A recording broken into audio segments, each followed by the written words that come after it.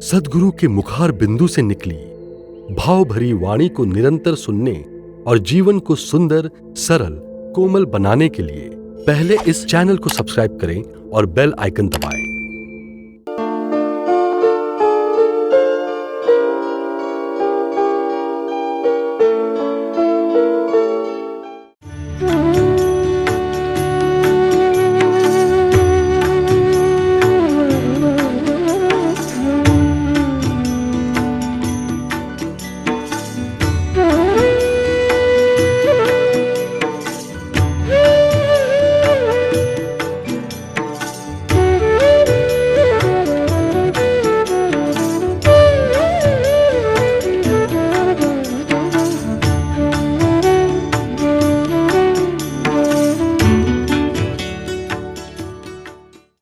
जिन्हें हम धार्मिक बातें कहते हैं, उन धार्मिक बातों को सुनने और समझने के लिए भी मनुष्य को ऊंचा स्तर करना पड़ेगा, ऊंचाई पर चढ़ना पड़ेगा विचार से, भाव से।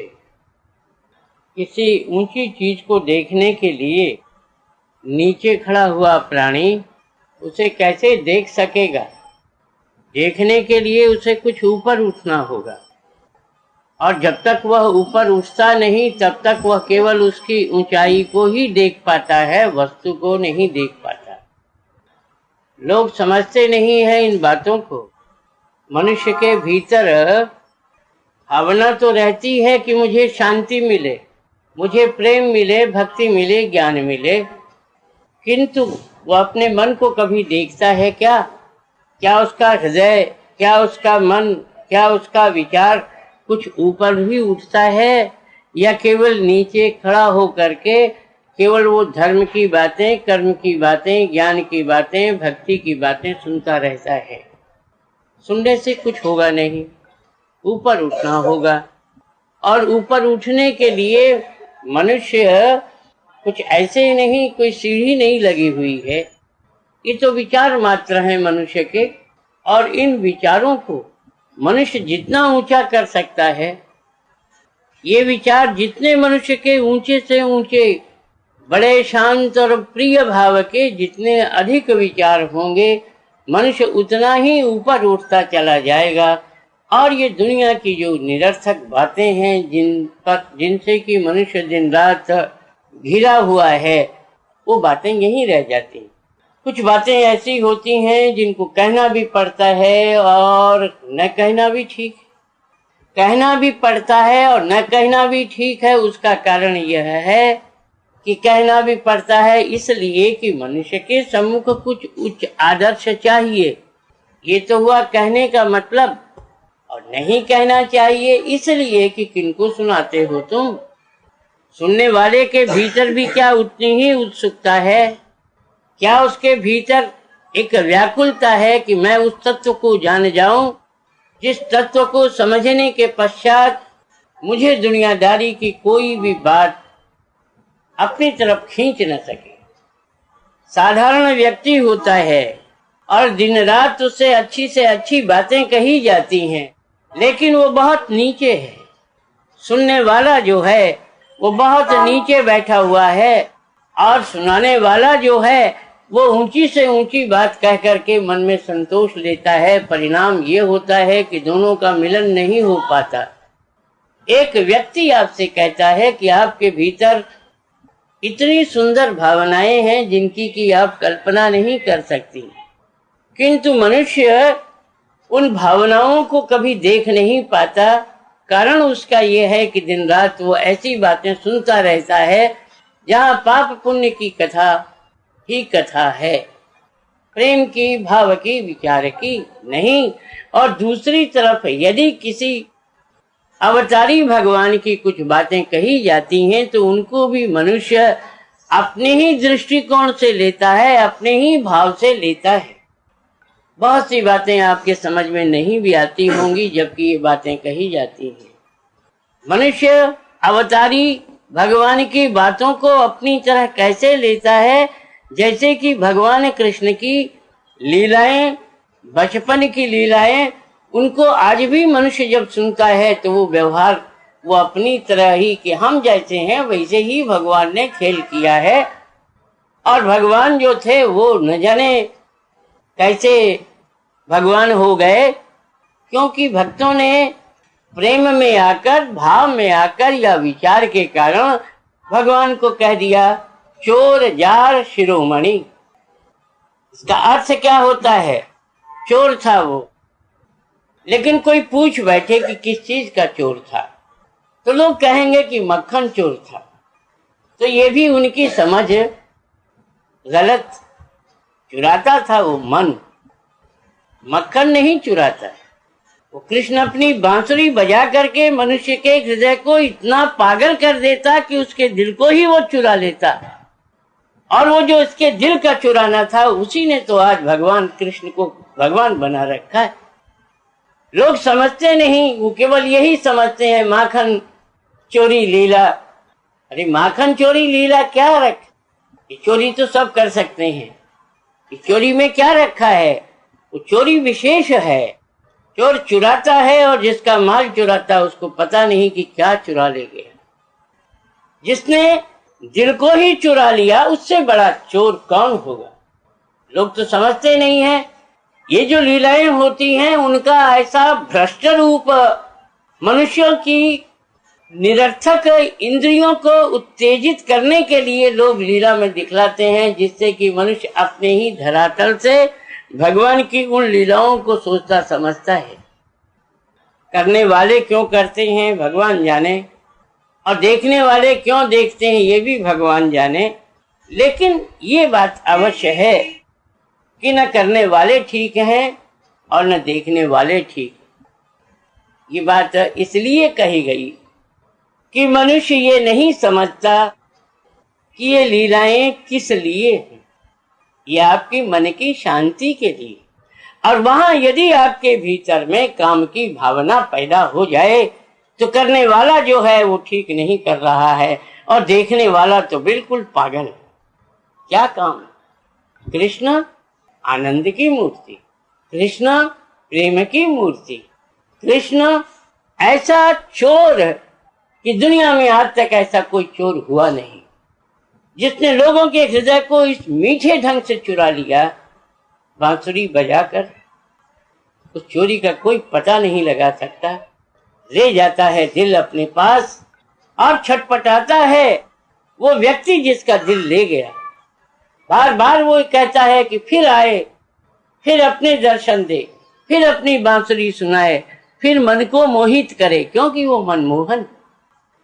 तो बात प्रारंभ में भी ये कही गई और आज भी ये कही जाती है। बात इस प्रकार है कि मनुष्य बहुत नीचे खड़ा हुआ है और भगवान की लीला बहुत ऊंची। यदि वो उस ऊंचे स्थान पर पहुंच जाए जिस स्थान पर कि भगवान लीला कर रहे हैं, तो वो लीला के यथार्थ भाव को समझ सकता है। नहीं तो मनुष्य ने क्या समझा? यही समझा कि भगवान कृष्ण को लोगों ने जो ये कह दिया कि चोर जार शिरोमणि। प्रथम तो चोर होना खराब, और जार उसको कहते हैं चरित्रहीन, जिसका चरित्र अच्छा नहीं। यदि भगवान का ही चरित्र अच्छा नहीं तो फिर मनुष्य का चरित्र क्या होगा? जो भगवान बन करके आया उसे हम ये कहें कि तू जार है, तू चरित्रहीन है, तेरा चरित्र ही ठीक नहीं है, तो हम उसे भगवान कैसे मानेंगे? किंतु ये भी मनुष्य की गलती है इस दृष्टि से कि मनुष्य ने अभी तक भगवान कृष्ण के आकर्षण को, उनकी विशेष बातों को, भावों को समझा नहीं। आप कह सकते हैं कि भाई आप तो संत मत की बातें कहते हो, आज ये आपने ऐसी बातें कैसे प्रारंभ से ही शुरू कर दी कि जिसमें ये कहा गया कि भगवान कृष्ण जो थे वो चोर जार शिरोमणि थे। चोर की बात मैंने आपसे कही तो चोर की बात मैंने नहीं कही, आपसे चित्त चोर की बात कही। वो चोर नहीं था, वो था चित्त चोर, जो आपके चित्त को चुरा लेता, जो आपके हृदय की भावनाओं को अपनी ओर ऐसा खींचता कि मनुष्य रह नहीं सकता उसकी उस बांसुरी की ध्वनि सुनकर। तो प्रेम की भावना जो होती है वो ऐसी ही होती है। लोग इन चीजों को समझने के योग्य इसलिए नहीं है कि मनुष्य कामी है, और भगवान जितनी लीला करते हैं वो निष्काम, उनके भीतर काम की भावना नहीं रहती।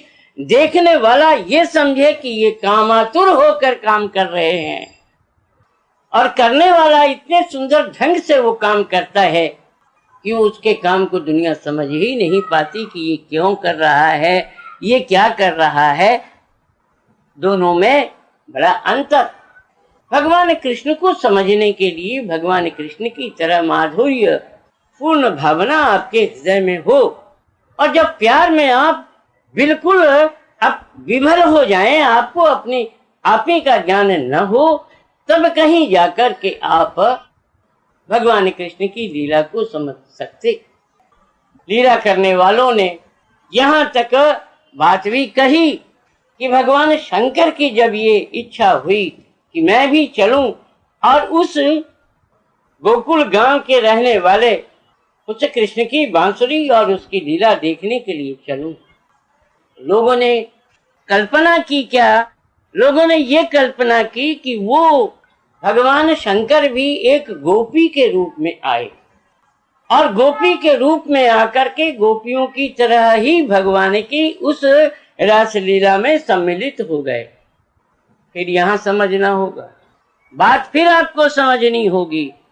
लोगों के लिए तो एक तमाशा हो गया कि भगवान शंकर जो थे, भगवान कृष्ण की बांसुरी की धुन सुनने के लिए एक गोपी का रूप धारण करके वो वहां पहुंचे। अब भी नहीं समझा उन्होंने। बात ये है, गोपी जैसा हृदय, जैसा हृदय उन गोपियों का भगवान कृष्ण के प्रति परिपूर्ण था प्रेम से, उसी रूप में शंकर जी वहां पहुंचे। यदि उन्हें ध्यान की विशेषता रखनी होती तो वो कैलाश में बैठे रहते। उनको तो आज उस प्यार की भावना देखनी थी, और वो प्यार की भावना तभी वो शंकर देख सकते थे जब गोपी जैसा हृदय उनका होता। लोग केवल तमाशा करते हैं और भगवान शंकर को एक गोपी का वस्त्र पहना करके और गोपी के रूप में उपस्थित करते हैं, लेकिन वो करने वाले बिल्कुल समझ नहीं पाते कि ये गोपी का वस्त्र धारण करना है कि गोपी जैसा हृदय धारण करना। हम नहीं समझ पाते। हम भक्त बनने की चेष्टा करते हैं कि हमारा हृदय भक्त की तरह है। ये दो चीजें हमको समझनी होंगी। जब तक हम ये नहीं समझ पाते कि हमें भक्त बनना है या भक्त जैसा हमारा हृदय यदि हो जाए, तो भक्त जैसा हृदय यदि हमारा हो जाए तो हमको भक्त बनने की आवश्यकता नहीं। वो जो हमारा हृदय भक्त के हृदय की तरह हो गया है तो भगवान तो अपने आप वहां विराजमान है। किंतु मनुष्य ठीक उसी प्रकार खेल खेलता है जैसे कि वो लीला वाले ये दिखलाते हैं कि भगवान शंकर एक गोपी का रूप धारण करके रासलीला देखने के लिए जाते हैं। और बुद्धिमान लोगों ने यहाँ तक भी कह दिया कि साधारण व्यक्ति तो उस रासलीला को देखने के योग्य ही नहीं, क्योंकि वो कामी है, और कामी यदि उस भगवान की लीला को देखने के लिए जाए तो उसका काम तो और भी बढ़ जाएगा। अब क्या कहा जाए ऐसे लोगों को? यथार्थ में हमने जो प्रारंभ में आपसे बात कही उस पर आप थोड़ा ध्यान दो। हमने आपसे ये कहा कि एक दृश्य या एक वस्तु बहुत ऊंचे, आप उसे देखना चाहती हो कहां से? बहुत नीचे स्तर से। तो नीचे स्तर पर खड़ी हुई आप उसकी विशेषता को कैसे जान सकोगी? आपको तो ऊपर उठना होगा, और जितना आप ऊपर उठती चली जाओगी उतनी ही बातें अपने आप स्पष्ट होती चली जाएंगी, जिन बातों को कि आज तक धार्मिक वस्तुएं और पुस्तकें समझा नहीं सकी, क्योंकि लिखने वाले का हृदय इतना ऊंचा नहीं कि वो भगवान कृष्ण की लीला को ठीक लीला के रूप में समझ करके बातें रख सके। वो उन चीजों को ऐसा घुमा देता है अपनी कामुकता के कारण कि उन्हें पढ़ करके मनुष्य यदि कामुक न हो तो हो जाए। गलती उन लिखने वालों की है, समझने वालों की है कि यथार्थ में गलती है या नहीं। तो हम तो फिर आपसे वही कहेंगे कि लिखने वाले ने अभी भगवान कृष्ण की लीला को देखने के योग्य अपने आप को नहीं बनाया। महापुरुषों की केवल बातें नहीं सुनी जाती, महापुरुषों के लिए हृदय चाहिए, भावना चाहिए। उन्हें हम महापुरुष क्यों कहते हैं उसका भी कारण हमको समझना चाहिए। हम आते हैं संत की बातें सुनने के लिए और हमारा हृदय जो है अभी वो संत के भाव के लिए इतना आतुर नहीं। हम तो बहुत नीचे बैठे हुए हैं, जहाँ हम केवल ये कामना करते हैं हमें ये वस्तु मिल जाए, हमें वो वस्तु मिल जाए, हमें वो वस्तु मिल जाए। और भगवान कहता है कि सजी सजाई दुनिया जिसमें मैं विचरण करता हूँ, भक्त तू आ और सब आनंद ले। तुझे एक दो वस्तु की ये जो तेरे हृदय में कामना है ये करने की जरूरत नहीं। जो मेरी चीज है वो तेरी चीज है, क्योंकि तू मेरा है और क्योंकि तू मेरा है इसलिए अब तुझसे क्या छिपाऊं कि ये काम था या लोगों के हृदय को अपनी तरफ खींचने का काम था। कहाँ समझता है मनुष्य। मनुष्य तो केवल अपनी उस काम वासना को और भी तीव्र करने के लिए उन लीलाओं में जाता, भगवान की लीला को समझने के लिए नहीं। क्योंकि लिखने वाले और दिखलाने वाले दोनों की ये इच्छा रहती है कि मनुष्य के भीतर जो एक निरर्थक कामना वासना की जो गंदी नाली बह रही है उसी को और भी उत्तेजित कर देने के लिए ये लीलाएं लोग दिखलाते हैं। लेकिन कौन इनको मना करे, कौन इनको समझाए और कौन इनसे ये कहे कि रे बाबा लीला करने के पूर्व तुम लीला वाले के रूप में बनो। जिसने लीला की है उस प्रकार का तुम्हारा हृदय, तुम्हारा भाव, तुम्हारे काम, तुम्हारी दृष्टि, तुम्हारे सब रूप उस लीलाधारी की तरह जब धारण कर लो तो लीला करने के अधिकारी। और जब तक तुम्हारे भीतर वो भावना नहीं आती तब तक तुम उस लीला करने के अधिकारी नहीं। हम यदि ये चाहें कि भाई कैसे हम शाक सब्जी खा करके जीवन व्यतीत करते हैं तो उसके लिए हमारा हृदय भी वैसा चाहिए ना। हम किसी का भी मांस नहीं छुएंगे, कहने से ही हमारे हृदय में एक प्रकार की घृणा पैदा हो जाएगी, तभी हम शाकाहारी रह सकते हैं, अन्यथा नहीं। तो ये लीलाएं हमें प्रभु के समीप पहुंचाने के लिए सीढ़ियां थीं, लेकिन उन सीढ़ियों पर हमने इतना कादा रख दिया कि पैर रखने वाला उन सीढ़ियों पर फिसल करके नीचे गिर पड़ता है। सीढ़ी है ऊपर चढ़ने के लिए और कादा पड़ा हुआ है। ये कादा किसी सीढ़ी बनाने वाले ने रख दिया कि मनुष्यों ने अपनी दुर्भावना के कारण वहां वासना का, कामना का, निरर्थक भावना का कीचड़ लगा दिया। परिणाम यह होता है कि ऊपर चढ़ने वाला व्यक्ति जो है जैसे ही कदम ऊपर रखता है धड़ाम से नीचे आता है। क्यों? इसलिए कि उसके हृदय में कामना है, काम है, निरर्थक भावनाएं हैं, इसलिए वो ऊपर नहीं चढ़ पाता। तो फिर कैसे चढ़ा जाए? हम क्रोध भी करते हैं, भजन भी करते हैं, तो हमारी भजन की भावना उस क्रोध को कैसे छोड़ करके आगे बढ़े? तो वहां हमको देखना होगा कि अभी तक हम भजन तो करते हैं लेकिन प्रेम की भावना हमारे भीतर नहीं आई। जब प्रेम की भावना हमारे भीतर आ जाएगी तो फिर क्रोध के लिए स्थान ही नहीं रहेगा, और जब क्रोध के लिए स्थान नहीं रहेगा उस अवस्था में फिर हमारा ऊपर चढ़ना बहुत आसान है। मनुष्य तो अपने निरर्थक विचारों से ही दिन रात झगड़ता रहता है। हमको शांति नहीं है। क्यों? हम भीतर ही भीतर अपने विचारों से झगड़ते हैं। हमारे भीतर निरर्थक इतनी भावनाएं घुसी हुई हैं दुनियादारी का काम देख करके कि हम अपने मन को कभी शांत नहीं कर पाते, इसलिए कि हमारे भीतर आग जल रही।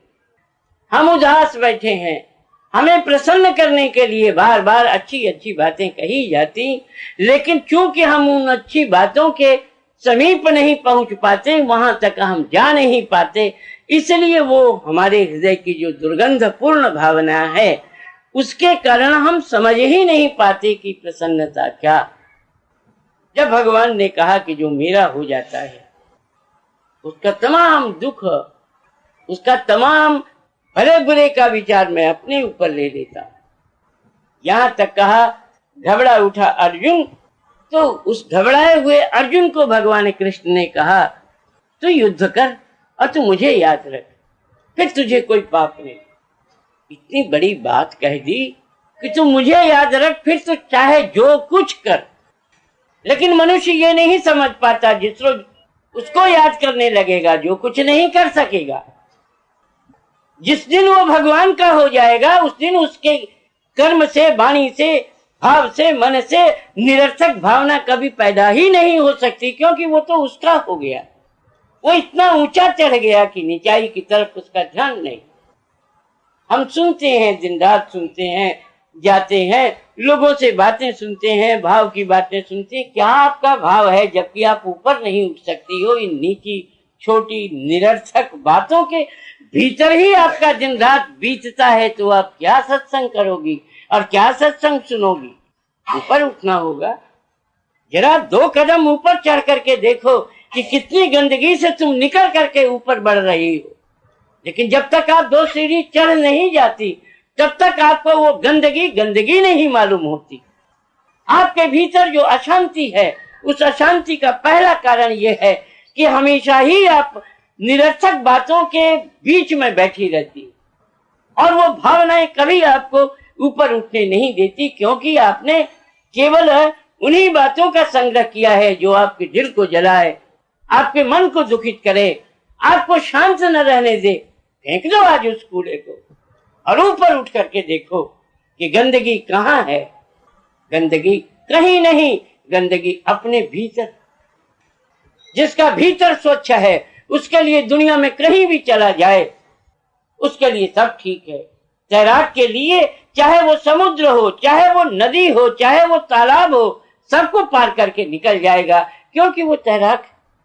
हाँ, ये बात अवश्य है कि तालाब में तैरने वाले के बजाय जो नदी में तैरता है उसको उस नदी के प्रवाह को भी काटना पड़ता है। तो आपको भी दुनिया की बहुत सी बातों को काटना होगा, तब आप आगे बढ़ सकोगी, नदी को पार कर सकोगी। और समुद्र में तैरना तो और भी कठिन, क्योंकि उसकी बहुत ऊंची ऊंची लहरें उठती हैं। आपको भी ऊंचा उठना होगा। उसकी बहुत नीचे नीचे भी लहरें आती हैं, आप भी उन लहरों के साथ नीचे उठती चली जाओगी। और फिर क्या होगा, आप भी समुद्र की लहरों की तरह हो जाओगी। फिर आपको चेष्टा नहीं करनी पड़ेगी। समुद्र की लहर ऊपर उठती है, आप ऊपर उठती हो, नीचे जाती है, आप नीचे जाती हो। और ये ऊपर उठना नीचे जाना फिर आपके लिए इतना साधारण हो जाता है जैसे कि आप साधारण मकान की सीढ़ियों पर चढ़ती चली जा रही हो। सोचो और समझो, जिंदगी के बहुत से दिन आपके और हमारे बीत चुके। हमें कुछ बढ़ना है, हमें कुछ करना है, किसी का होके करना है, किसी को मान करके करना है, किसी की बातों को सुन करके अपने हृदय को कुछ ऊपर उठा करके ये देखना है कि भगवान क्या है, भगवान का प्यार क्या है और दुनिया का व्यवहार क्या है। किंतु जब तक मनुष्य ये व्यवहार और प्यार और दुनिया का ये सब जितने खेल कूद हैं उनको जब तक समझ नहीं पाएगा तब तक तो वो भगवान की बातों को क्या समझेगा। एक लीला को समझाने के लिए ही हमने कुछ बातें बीच में कही कि भगवान कृष्ण की लीला को समझने के लिए आपको क्या करना है, भगवान कृष्ण का रूप बनना। हम नहीं कहते आपसे कि ब्रह्मोस्मि, मैं ब्रह्म हूँ, ये मैं नहीं कहता आपसे। मैं ये कहूँ आपसे कि मैं कृष्ण का हूँ। कृष्ण मेरा है, वो मेरा प्रेमी है, मैं उसके बिना रह ना सकूंगा। ये जो भीतर की एक बेचैनी है, अपने इष्ट के बिना मैं रह नहीं सकता, ये जो भीतर की बेचैनी है यही मनुष्य को बहुत ऊपर ले जाती है। और तब ये दिखला देती है कि देख, ये है दुनिया और यहाँ तू खड़ा है, बोल इधर जाना चाहता है कि और ऊपर जाना चाहता है। एक बार जो शांति से सांस ले लेता है वो यही चाहता है कि मुझे अधिक से अधिक शांति मिले। मैंने तो जिंदगी भर निरर्थक अपने हृदय को जलाया है, कष्ट दिया है, निरर्थक भावनाओं को लेकर मेरा अब तक का जीवन व्यतीत हुआ है। नहीं, मैं वैसा जीवन नहीं चाहता। मैं तो एक भक्त का जीवन चाहता हूँ, मैं तो एक प्रेमी का जीवन चाहता हूँ। मैं ऐसा जीवन चाहता हूँ जहाँ जीव नहीं, केवल प्रभु का प्रेम, केवल आनंद की अनुभूति, केवल शांति, मन की प्रसन्नता, भावुकता। तब आपको ये सोचना पड़ेगा आप कहाँ खड़ी हो। यदि नीचे खड़ी हो तो ऊपर वाले को ठीक से समझ नहीं पाओगे, उसकी लीला भी नहीं समझ पाओगी, उसकी भावना भी नहीं समझ पाओगी। जैसे कि अभी कुछ उदाहरण दे करके आपके सम्मुख ये कहा कि आज तक भगवान कृष्ण को समझने के लिए मैं क्या कहूँ, समझने वाले अब तक नहीं आए। क्या उनका व्यक्तित्व था, कैसी उनकी मधुर भावना थी, कैसे वो एक निकृष्ट प्राणी को उत्कृष्ट बना देते थे केवल अपनी भावना के द्वारा, अपने प्रेम के द्वारा। उस चीज को समझाने वाले नहीं, कामातुर करने वाले मिलेंगे। लीला ऐसी उल्टी सीधी दिखलाएंगे कि आपके भीतर जो काम की भावना सोई हुई है तो वो भी जागृत हो जाए। मैं समझता हूँ अवश्य ही भगवान का हृदय बड़ा दुखित होगा, है ना, दुनिया की सम्मुख जो लीला की, दुनिया के दुख को हरण करने के लिए। मैंने चीर हरण नहीं किया, मैंने उनके भीतर का आवरण हटाया है। जो मनुष्य के भीतर में निरर्थक विचारों का एक पर्दा पड़ा रहता है, उस पर्दे को मैंने हटा करके कहा तो क्या है, शुद्धोसी बुद्धोसी निरंजनोसी निर्विकारोसी। तो शुद्ध है, बुद्ध है, निरंजन है, निर्विकार है और तू मेरा। इस भावना को दिखलाने के लिए भगवान कृष्ण ने वो लीला की थी, किंतु हम इतने ऊपर नहीं उठ पाए कि उनकी लीला को लीला की तरह समझ करके अपना जीवन भी हम लीलामय बना सकें। हम क्यों दुखित? इसलिए दुखित कि हमारे हृदय में प्रेम की भावना नहीं, शांति की भावना नहीं। हम बातें सुनते हैं, कुछ समय के लिए बातें सुनते हैं और ये बातें हमें कुछ अंश तक अच्छी भी मालूम होती है। अगर अच्छी न मालूम होती तो यहाँ आने का भी आपका काम न होता। अवश्य ही आपको ये बातें कुछ न कुछ अच्छी लगती होंगी, किंतु केवल बातें अच्छी लगने से ही तो काम नहीं होता।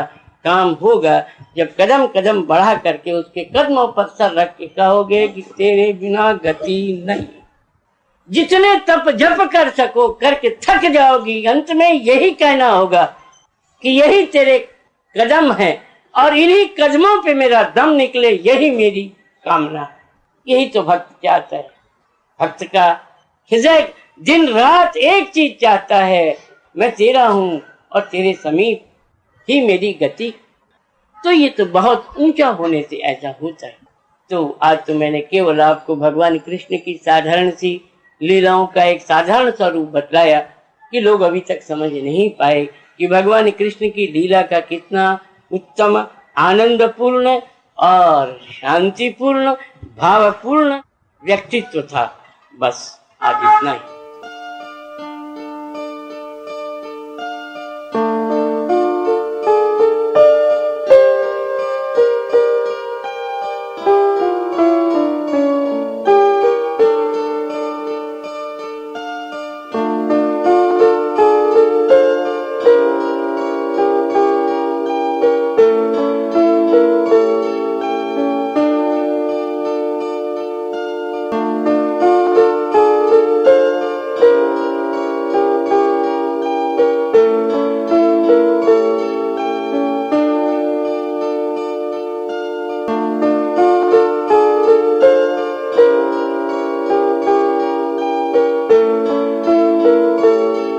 सद्गुरु के मुखार बिंदु से निकली भाव भरी वाणी को निरंतर सुनने और जीवन को सुंदर, सरल, कोमल बनाने के लिए ये चैनल को सब्सक्राइब करें और बेल आइकन दबाएं।